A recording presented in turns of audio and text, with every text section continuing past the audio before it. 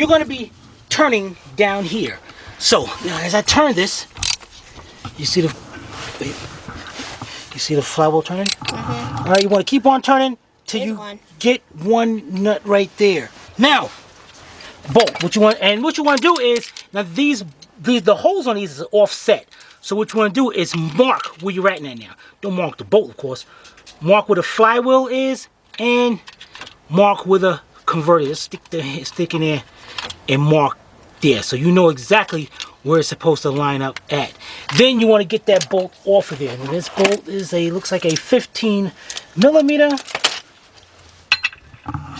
What do I got here then? Scratch that. Edit that part out. This part is a 16. No, scratch that. Edit that part out too. All right, I'll make a note of that. Son of a biscuit, man. This bolt is a 17 millimeter. This socket sucked.